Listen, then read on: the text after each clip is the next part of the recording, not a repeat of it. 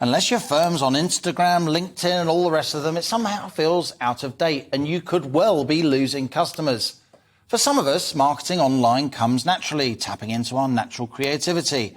And one such woman is Amelia Sordell, a social media guru who started her own personal branding business during the pandemic lockdown with zero investment.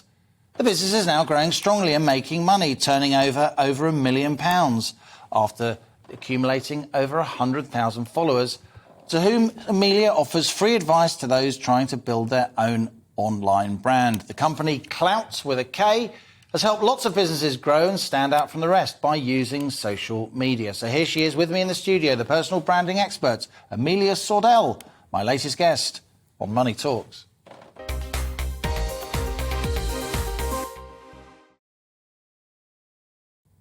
Amelia, great to have you in the studio. We love welcoming people that create businesses, particularly young people who create businesses. It was lockdown, you were probably in your tracky bottom, probably spending a bit too, getting up late like all the rest of us. What made you start a business?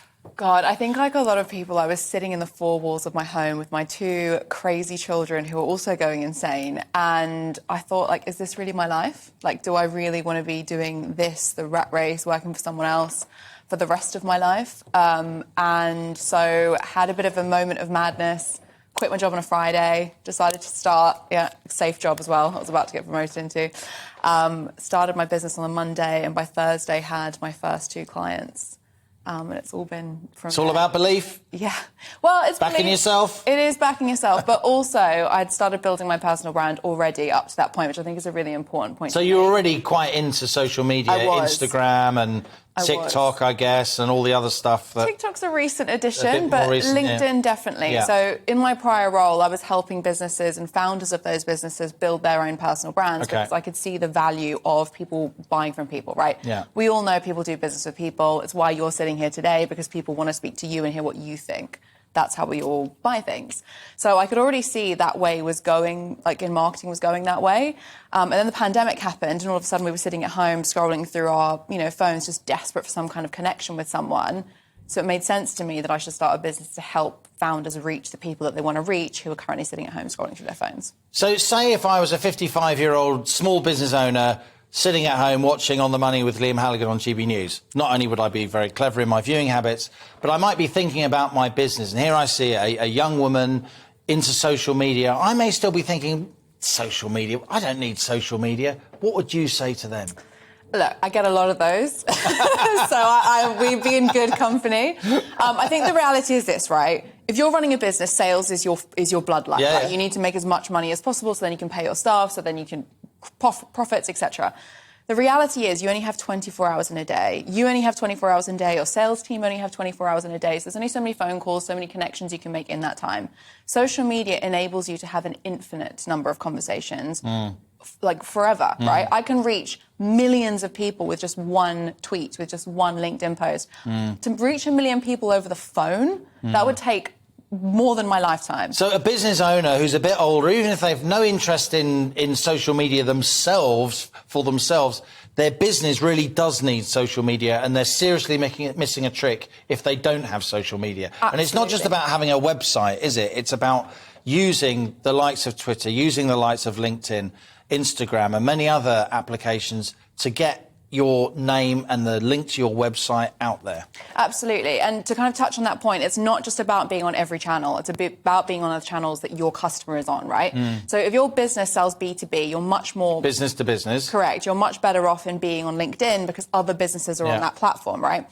If you're selling to consumers and it's a, like a makeup product or something that people would buy and have in their homes, then potentially potentially Instagram or TikTok might be better for you. So it's not just about being on social media. It's about understanding where your customer is and then going to your customer where they spend most of their time, which is on their phone. But back to your earlier question about, if you're a 50-year-old bloke who's sitting there thinking, why should I be on this social media thing? Not that I'm a 50-year-old bloke. And how should I do it? I think the first and foremost thing is people need to understand that as I said earlier, people buy from people. You as an individual have 10x the reach of your company brand online. Leads brought in through the founder's personal brand convert 7 times more frequently. You get your brand messages when you share them as a founder reshared 24 times more frequently than from your company social. So I'm not saying personal branding as in marketing yourself as a founder versus marketing your business replaces company branding. But if you're looking for quick wins and you want to get, some business through the door and people knowing who your business is, it's much easier to do that by infiltrating communities as the founder than from the company brand, which is what my company does. So you traded your tracky bottoms maybe for a nice suit or whatever. Pink suit. You got yourself a couple of clients quite early. That gave you the confidence, and you're now turning over a decent amount of money. Yeah. Pretty serious money. Yeah, we have an office in Covent Garden. We've got a team of 11. We've done that in less than 24 months. So. And are you going to keep those physical offices, or because we spoke to a 360 law firm earlier this week, a law firm that is turning over huge amounts of money. They have no offices whatsoever. But you feel you need offices. You need that sort of creative spark. Yeah, I'm a startup, right? Yeah. I was having this conversation, interestingly, with someone recently who's a friend, and he runs a huge agency. Like, they're global. They have hundreds and hundreds of members of staff. And they've gone remote, and they have these hubs where people can come and work if they want to, right?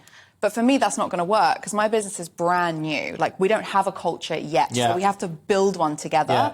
And I think that's impossible to do that exclusively from home. And to be honest, I appreciate this is biased, but why on earth would you want to sit at home for your entire life? Like, I want to be with people. I want to communicate. I want to collaborate.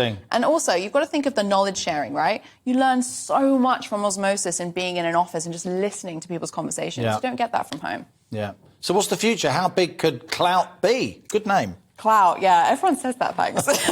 Anyone would think I was in Klowt was a band when I was a kid. It was a kind of all-girl band that were pretty big for a while. I don't think it was spelt Klowt though. But it's a good name because you got Klowt, right? Got Klowt, yeah. That's what's the dream, as Simon Cowell says? The dream is to be. I always say to people, I see the kind of vision for the business as being a department store. So you come to us to blow your brand up online. I want to be able to do podcasts, do PR, do your social media, do your speaking gigs, do your talent gigs. I want to be the IMG of founders and entrepreneurs, basically. And we all know how big IMG is. It's $1 billion business. I think it's really important to say as well, because I was listening to your segment earlier, I got terrible grades at A-level.